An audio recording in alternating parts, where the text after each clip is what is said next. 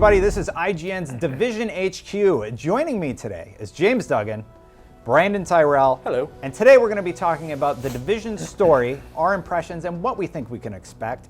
The Dark Zone, when we think we can go in and attack. And finally, we're going to talk about the long-term plan with Tom Clancy's The Division. Now, this is a pilot. We're going to do 5 episodes and see how it goes. So if you like it, share it with your friends. Guys, let's hop right in and talk about the story. Yeah. What did you think about what we saw in the beta? You want to start? Well, I thought the story was serviceable. I thought it did a very good job of getting you to your base, which is kind of the jumping off point for the whole progression structure of the game. So that was cool. Other than that, I feel like it falls under the category, at least in the beta, of serviceable. It's okay. Like, it didn't have those hooks that really, like, oh, I want to know what happens with that character or this character. It was just kind of like, all right, yeah, New York's messed up. Brandon, you actually got to play some later game stuff. What are your thoughts? Yeah, so we went to Sweden a couple months ago to do a big blowout on the Division for IGN First. You can, by the way, you can find all that at go.ign.com/thedivision. But yeah, so I played some later game stuff, and I found the story to sort of follow along the same lines about what we saw in the beta, right? What we saw in the beta was very much the beginning. It was building up these 3 separate arcs that Massive has already confirmed will sort of drive the gameplay experience. Your tech arc, where you rescue that guy, and your security arc, and then your medical arc, where you go. For those of you that played the beta, the medical arc was where you rescued the doctor, and then brought her back, and you unlocked the wing. So what I like about the Division so far is that the story arc sort of supports the power climbing gameplay, because as you're completing story missions, you're unlocking the resources to earn more of your base.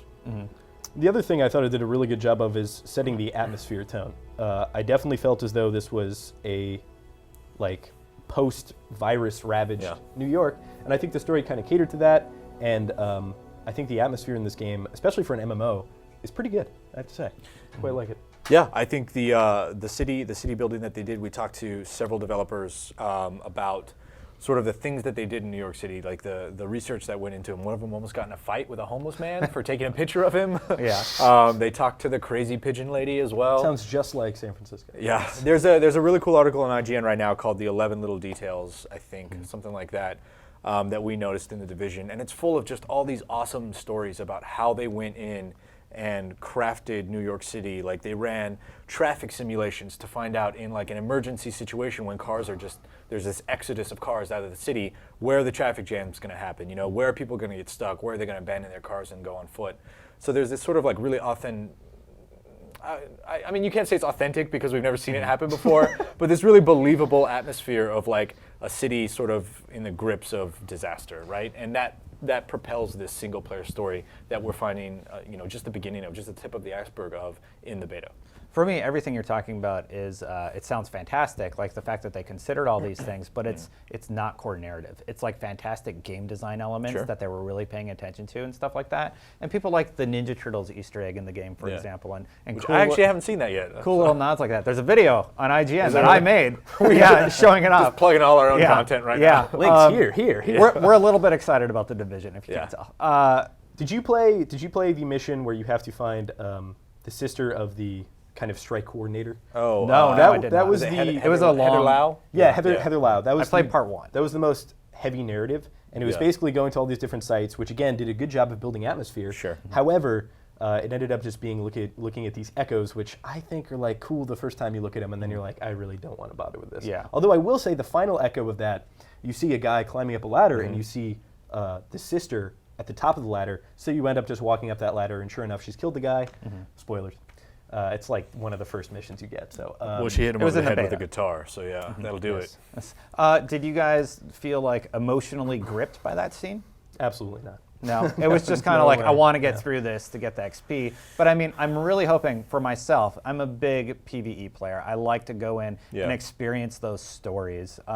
This game is going to be compared to Destiny, and Destiny really did not have that in the vanilla product. Sure. Right. You know, there were a few things that kind of got us hopeful for something better, but it just never happened. Right. I'm really hoping Division has at least a few of those side stories that really, really engage us. Well, I mean, if you look at games like World of Warcraft or other MMOs, and if you were to ask somebody, is the story of World of Warcraft good? It's like, well, there's so many, right? So it's this massive sprawling world, so you can kind of pick and choose the little arcs you want to go off on. The Arthas storyline is fantastic. Sure. The Thrall storyline, the Ragnaros. So I Illidan, yeah. hope to see those kinds of things in the Division in terms of, I was really invested in this one character storyline, and it concluded in a nice way. And since the game is persistent, they can continue to introduce those as time goes on. Mm-hmm. Having said that, though, these characters in World of Warcraft that you're describing are larger than life. That's true. With huge personalities and huge history.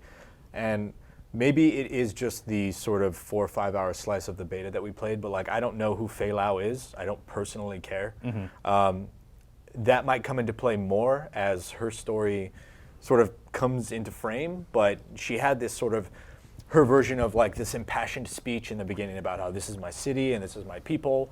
And again, it might just been like symptoms of the beta, but it wasn't particularly gripping for me. What I was much more interested in are the 3 different story arcs, the wings, you know, going. Right. If you play the first beta, like we were saying, you find Dr. Catherine, I think her name was, but you bring her back. In the second beta, the open beta, you went into the subway system, into the underground that has sort of been converted into the morgue. The tech dude. And you find real, the tech dude, the foul mouth. Real foul mouth. Yeah, grizzly. Sure, but I don't remember his name. You know, that's From maybe the afar, most he looked a memorable lot character. like Aiden Pierce. A little bit, yeah. He did. The hat, the coat. He did. I've actually gotten a few Watch Dogs hits from my time in the Division. You know, we played the beta probably 12, 15 hours, I would say. And there's a lot of like little similarities.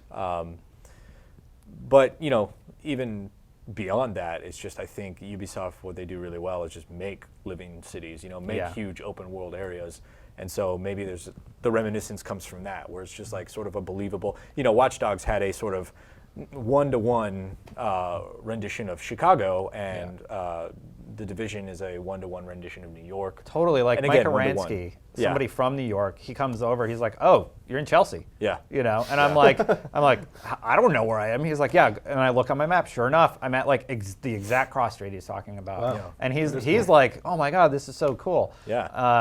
Yeah. So that's pretty neat for New Yorkers, especially. For Yeah. me, I just like playing in this destroyed city. I think a lot of the character and personality of the Division is going to come from New York City itself. I don't know how that relates to people who don't want to stop and take the time and smell the garbage or whatever. You know? Smell the garbage. Like the people who just want to plow through the story and get your level cap on there and then get into the dark zone and get your high-end weapons. And then just start wrecking other players. That's exactly how I like my decade or more of MMO, I guess, training or experience just kicked in. And I was like, I don't care about any of this. I'm min-maxing all the way. And it's interesting. I wonder if other players that come from different genres and shooters and like older Tom Clancy games and not necessarily from an MMO background are going to approach it the same way, or if they're going to kind of take their time to smell the garbage. You talked about those wings before. the wings. The different wings, 3, like tech, medical.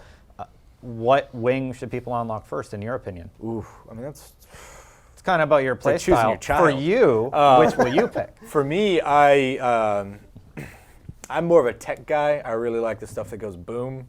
I love that turret. I love the smart bomb, the seeker mine, especially the one that breaks off. If you tracks. If you go to IGN.com, we've got the full tech skill tree walkthrough, and so you'll see there's one that like breaks apart and just there's a bomb that goes to everybody like in the area. Yeah. And as soon as I saw that, I was like, oh yeah, that's the one I want.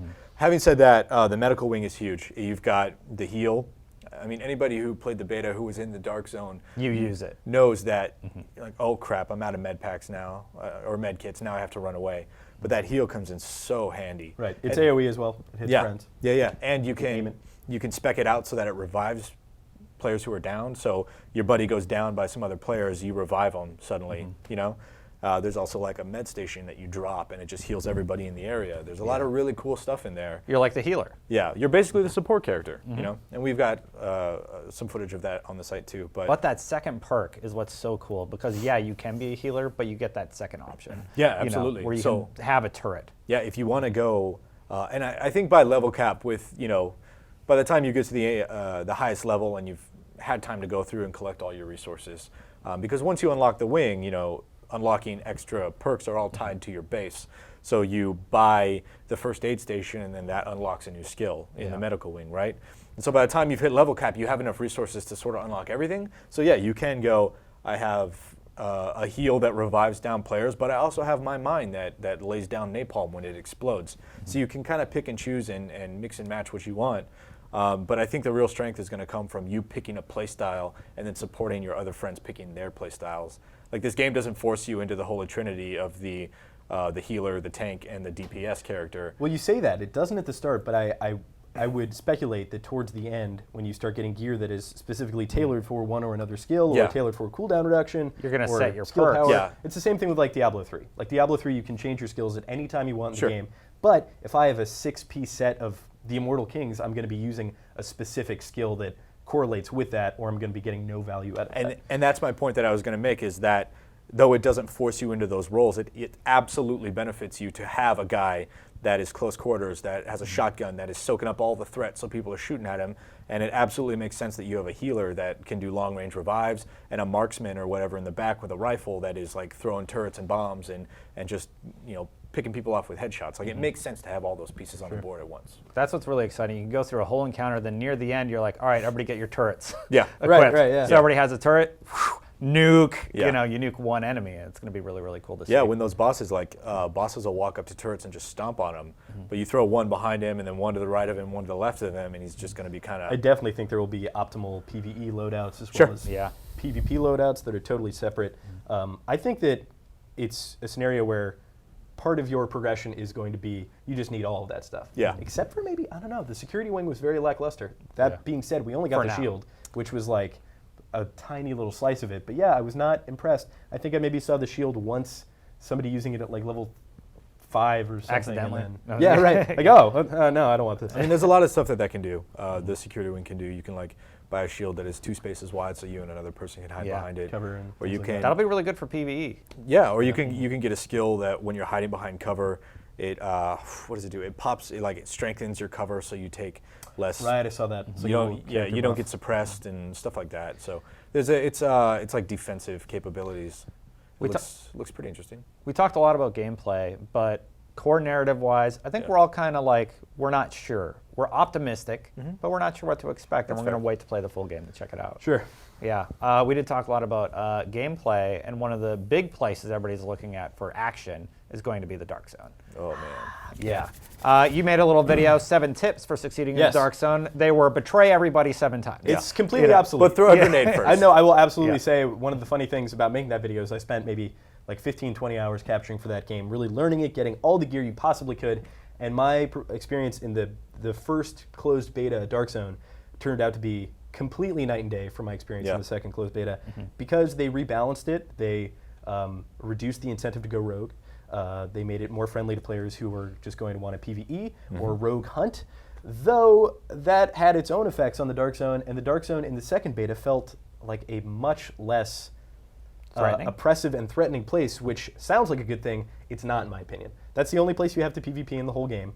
You want it to be, you go in there, like your HUD starts messing up, your radio goes quiet, and you really want it to feel like this kind of like Dark Souls-y, DayZ-ish kind of experience. And in the second beta, it was totally not that. It was It just has to be dangerous. yeah, and totally I agree. think that hopefully that's something Ubisoft was very receptive to the feedback from the first beta. So hopefully, if people are vocal enough about it, I think that there needs to be some rebalancing there. But that 7 tips video, hopefully one day will be viable again. Right now, it's totally not. I tried to apply the tips that I learned from the first beta and the second beta, completely failed. Really? Because as soon as you went rogue, there was just everybody looking to get you. So what- I yeah. wonder if that's less of a rebalancing thing, more of just a culture thing. It could Because be, it could I, be. I did notice in the beta you could go up to level 8. The Dark Zone brackets were 1 through 4 through 7, and then 8 was its own bracket as well. That's the Dark Zone rank. That's different. Okay. These are just the level brackets of the characters, and I noticed 4 through 7 was a much friendlier place. A much more. Not when we were in there. Are you gonna? No, I know exactly how you felt. But it was sort of like you'd run up on players like, "Oh, are you gonna shoot? No, we're gonna hang out. Okay, cool." Yeah. And then when you got to 8, it was like as soon as someone rounds the corner, you're like, "There's a 50% chance this guy's gonna shoot me as soon as I turn around." Yep. That's funny. That's not the experience I had at all. Really? Okay, because when you hit max level in the beta, it was people went to the Dark Zone because that's where you go. So think about the psychology of the closed beta, right? Or the second beta, the open beta. Sure. The psychology Yeah, yeah. is, I have this max level character, I'm in this open world PvP area where I can kind of grief people. I'm going to do it because I only have 12 hours until this character is deleted forever. Why not? So And also you have that weird like beta red line that you can cross that a lot of people use to kind of game the system. Yeah. So I would argue that there was more incentive to go rogue in the open beta, and still almost nobody did it, and people who did were shot down pretty instantaneously. And it could be a player psychology thing. However, there were definitely some heavy tweaks in terms of the amount of experience it takes to get to Dark Zone level 12, in terms of the amount of DZ funds rewarded. I remember in the closed beta, when you died as a non-rogue, it was still a huge detriment. If you die as a non-rogue in the open beta, it really wasn't that bad unless you'd stockpiled like 7,000 credits or something. So maybe that's what did it. That like the changes to the amount of currency needed or the amount of experience needed to gain DZ rank affected the player psychology in that they don't want to lose until they get to the cap. But I still think that traditionally in every game, I don't care what you're playing, the max level characters, the ones that are a level cap in an open area PvP sort of area, those are the players that are going to start attacking and griefing. Totally. So I think maybe towards the end of the open beta, when more players had reached level 12 and more players had gotten their whatever, the Liberator I think it was, that's when the griefing started. But I jumped in pretty late and it was just sirens going off the entire time. But isn't that a strange dynamic though? It's like instead of progressing by being the aggressor, it's I'm going to grind up as much as I can. It's a very old school MMO mind style. Before you go into your battlegrounds. So then I can grief all the noobs. Which, but there's also like level brackets. There's level brackets that combat that. And that's what it's supposed that's what it's supposed to do. Right. I think but there's no DZ level brackets, right? It's only your character level. Yeah, correct. DZ levels are sort of your if you're looking for like a MMO analog, it would be like your PvP rank. Your reputation for a faction. The coolest video I saw was one player wrecks 3 people who go rogue in Dark Zone. We have it on IGN. Fran got it, and he was insanely geared. What's really interesting about that is your gear is totally going to matter. Yeah. And an inexperienced player, if they shoot at you, they're going to get wrecked because they don't know what they're doing. They don't know how to spec properly yet, and that is kind of something you're going to be watching out for when you're 100%. In the Dark Zone. Like, what kind of gun does that guy have? Yeah, I mean, look at, again, I hate to keep going back to it, but like World of Warcraft, is you see a character with spikes and blades and crap. It's funny because it's a little bit more subtle, and it's like, oh, that guy's gun is painted white. Yeah, exactly. Like he has a teal gun, guys. He's got a teal gun. But in WoW, you see a guy covered in horns and spikes and blades and like glowing crap, and I'm like, there's probably a pretty good chance if I look at you, you're going to kill me. Yeah. And so I would go away. In the Division, I felt the exact same way. Like I saw a guy with that teal gun, and he fired at me, and I fired back, and like I felt like I was. I'm unloading. I'm no slouch or anything. I felt like I was putting a good clip into him with my marksman rifle, and like he didn't go down. Yeah. And I was. It is an RPG. It's one of those moments where like you got to remember it's not a shooter. It's an RPG. Like it is gear dependent. You have to get the good gear, which means you're going to spend time in the Dark Zone. But I will say, tip number 4: open with a grenade. Still very viable. I was able to. They can't sprint if they're bleeding.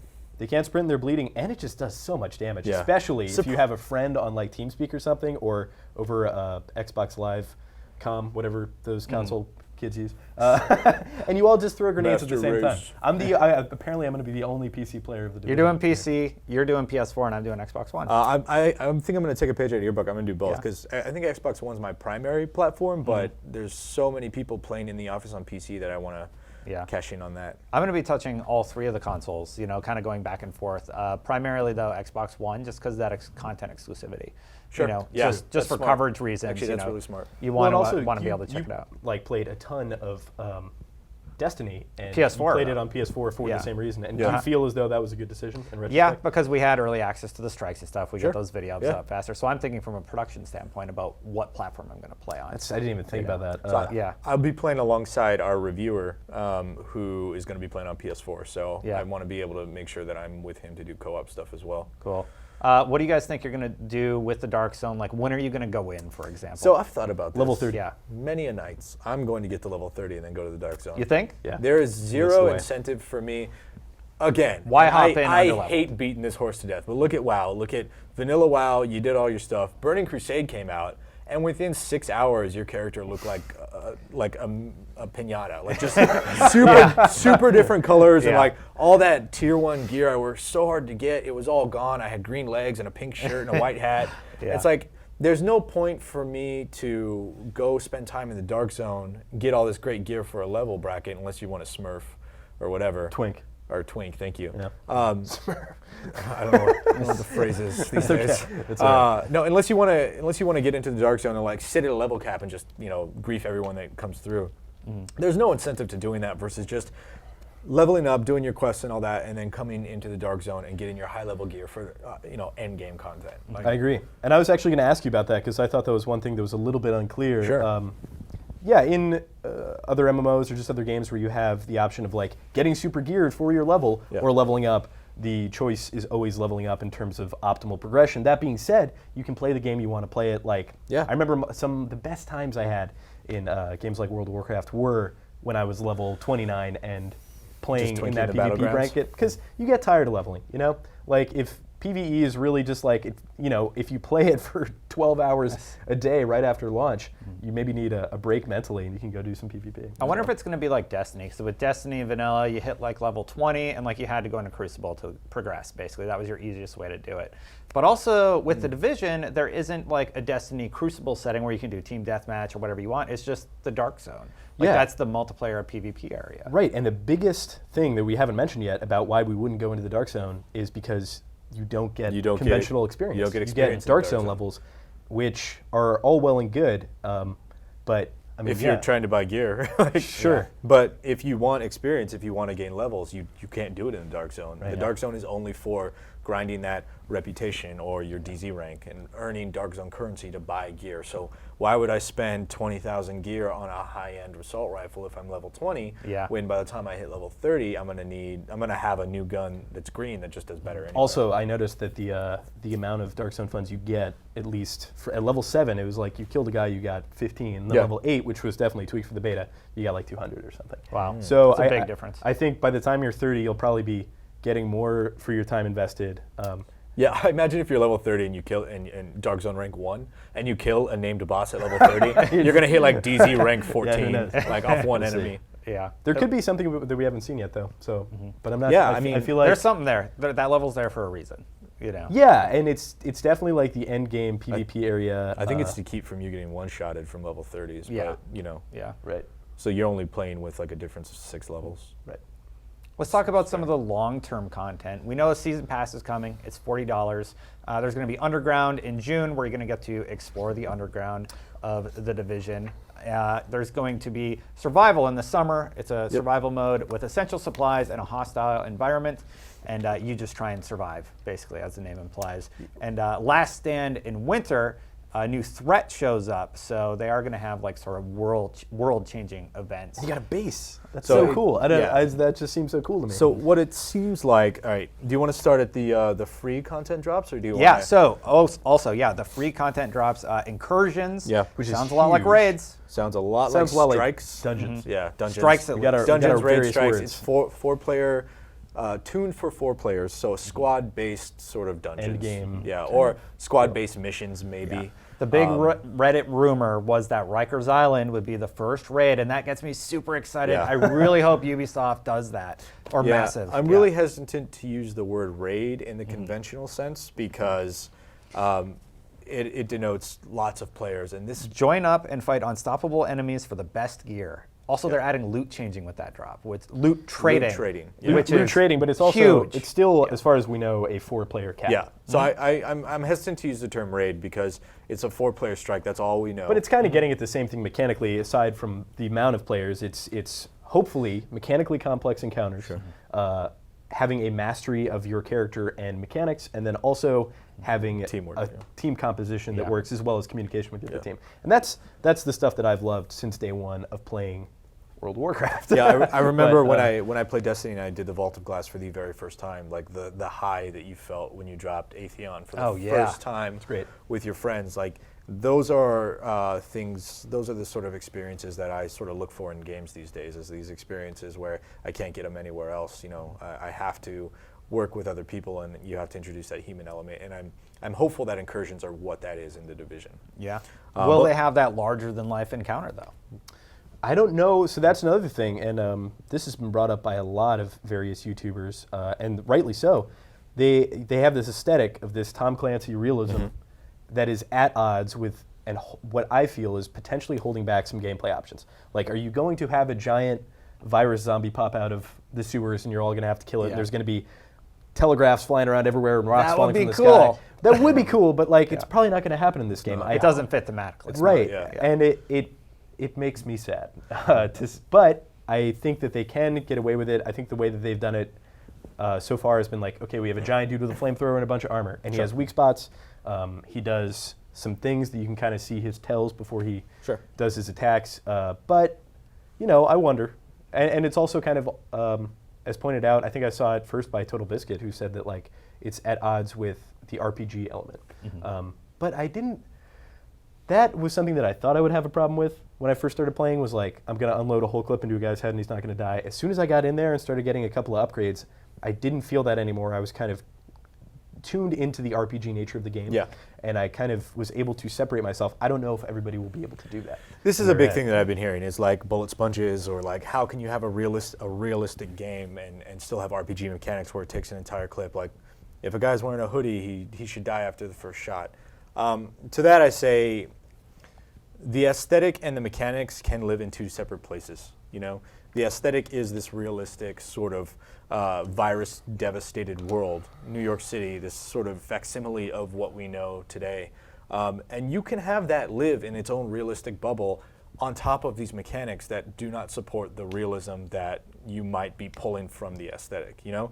You, like, I mean, Destiny's a good example as well, where you have Guardians shooting Guardians and whatnot, you know, headshots don't necessarily kill or whatever. That's fine. Like, you don't have to have that realism that you find in a first-person shooter. You can have that realistic aesthetic on top of these RPG mechanics, because it is first and foremost an RPG. And the Tom Clancy sort of wrapping that's put over it, I think really sells the experience, but it doesn't necessarily have to denote and dictate the mechanics. Yeah, and I think if any developers are watching, I would highly encourage you to take gameplay and mechanics over your aesthetic and your established world. It's just like, it's your players having a really fun time, or we can't really do that because like this is supposed to be real life. I mean, I think there's room for both. Like, you look at games like you can fight a tank. That's the quintessential FPS boss. That's true. Sure, yeah, you can shoot the tank in the glowing spots to win. Yeah. Or a helicopter. But you look at games like For massive damage. You look at games like I don't know, Gone Home or Journey or The Witness or Tacoma, and like those are much more of a aesthetic. Great bosses in all those games. Aesthetic, like aesthetic over mechanical games, right? Like that's much more about the experience, the narrative, and the sort of the emotive states that you get into while you're playing those games, versus Street Fighter, which is much more about the mechanical mastery of that game. You know? And I think there's room for both of those. In The Division, I think that the aesthetic is super realistic and gritty and gross, and I love that. Yeah. And I love the RPG mechanics as well, because a huge RPG nerd, like I can't wait to min-max and get my teal gun, you know? Yeah. And one thing I loved about the video they did about the DLC and the Season Pass is the narrator continued using the word foes and enemies and being non-descriptive with what those enemies would be, and there are these new enemies and foes. And it almost, like, my whole experience with this game feels like zombies are going to pop out at any moment. Now, I know that probably isn't going to happen. It's definitely not going to happen. But I do hope that there is some kind of twist in terms of the enemies that we see in the future coming down the line. And like Conflict in May adds a new incursion, an iconic Columbus Circle. Zombies? Who knows? No. No, just kidding. So we produced a piece during the IGN First that it was about why the Tom Clancy name matters, and the creative director and I think the associate creative director both said this is not a game about zombies or aliens or dinosaurs. they're trying to throw you off. Maybe it's a red herring. Maybe this is a red herring in like day one. The long con. I didn't even think of dinosaurs. The opening cinematic was the day the zombies hit. You know, it's like, oh, very funny, guys. I think this is. That would be. I think this is going to be about the human condition and about what happens. The human race basically eats itself when disaster strikes, and I think that can be as compelling as zombies or aliens or dinosaurs or zombies riding dinosaurs. You know? I don't know. The last one's pretty cool. Overall, with Underground Survival, Last Stand, the incursions, Sure. How do you feel about their sustainability of the product with this sort of DLC? I'm cautiously optimistic. I like the incursions are the first one coming out. They add the loot trading as well. Conflict was huge. That's an ask from the community, the Destiny community, forever. Yeah. Add For loot any trading, add RPG loot community, trading. it's like how Yeah. you Well, can kill another guy and get the gear that he's picked up, but you can't. At trade the with same your point, friends. though, that kind of is the Achilles heel of an RPG because That's true. The point of an RPG is to get the best gear possible, and if you got Earn your- it. Yeah, when Diablo 2 or Diablo 3 bragging took rights. out trading, With it the became- gold auction all of us house were like, destroyed please don't it. take Yeah. out trading. This is Yeah. a staple of the Diablo series. They took it out. The game got markedly better. So I wanted. Yeah. I mean, if your buddy plays 40 hours a week and you play 2, and he just gives you the gear that you're looking for, Yeah. I think that. How'd you get it? Oh, my friend gave it to me. Yeah, I mean, what's the or there's no story there. Now you're going to be buying gear on, third like black market, like the Division black Oh, market wow. is going to pop up online. Yeah. Like give it 2 weeks. So I think I'm not. I really really like the inclusiveness of it. I'm not sure that for an RPG that's the best idea, but I mean there it is. You have it. I mean the second free thing coming out is called Conflict. It's quote I think a new way to play the Dark Zone. Dark Zone, yeah. So they're going to add a new Dark Zone feature. I don't know what that is. It might be Zombies. Dark Zone. Zombie survival. I'll stop. Zombies riding dinosaurs. Yeah. I think it might be maybe some sort of Dark Zone event or mini missions, stuff like that. Well, they're also adding in the free updates at the end. They said loot, trading, gear sets. Dark Zone features daily assignments, weekly assignments, which are akin to daily quests. Yeah. More weapons, DZ events, and challenge mode. Challenge mode. And so having, ever since going back to WoW, the final time, I'll do it because we're running out of time. Yeah. I was expecting MMOs to evolve, and they really didn't. They just kept repeating the same thing. Yeah. And this I've seen with Destiny, and with this game, I've finally seen like the whole really like chokehold on what a conventional MMO means. A little bit alleviated, not completely. I think the only thing that should be the determination of an MMO is there are a lot of players, but And it's online. I've never seen an MMO do this where, I'm using the term MMO here, the shared world shooter, do this where it comes out with like, okay, here's what you're buying on day one, here's Yeah. what you're getting, and here's our year one release schedule to the final expansion of the year. That's extremely impressive. I don't think I've ever seen. I'm very cautiously optimistic. I'm impressed. I'm impressed with Ubisoft coming out and saying, look, we know you guys are a little cautious about is this game something you're going to be playing in 6 months or a year? And I'm really, really appreciative of the fact that they come out and just say, look, this is what we have for you. Granted, it is tied to a season pass for $40, which they have to sell that as well. And I understand that, but I like that we at least have an idea of what's coming out. Yeah. I think Underground is going to be another story arc. That's the first expansion. I think the second expansion, I think we all know is some sort of horde type mode. And then Last Stand being the third expansion, I think is going to be like a base building defense kind of mode. which is really, I'm excited for new gameplay options too. And I think that last one really sells that with like, oh, hey, you're gonna have a base with turrets and you can. Yeah, and you think like, well, base building is basically a horde mode. I think what survival is going to be is like a wave-based horde mode, but you have to move and collect supplies and resources. And I think Last Stand is going to be that horde mode, but you're building up your base to repel hundreds and hundreds of guys. So I'm excited for the first year. Guys, thank you for joining me. I am incredibly excited about this game, especially after talking with you today. Agreed. Yeah, it's a couple days away, and I'm super excited. Yeah. Guys, this show is a pilot, so your feedback is incredibly important. Please let us know what you think in the comments below so we can make the best show possible. And if you like it, be sure to share it with your friends because its success depends on you. Until next time, I'm Destin Legary. That's James Duggan. That's Brandon Tyrell. And thank you for tuning in to the Division HQ.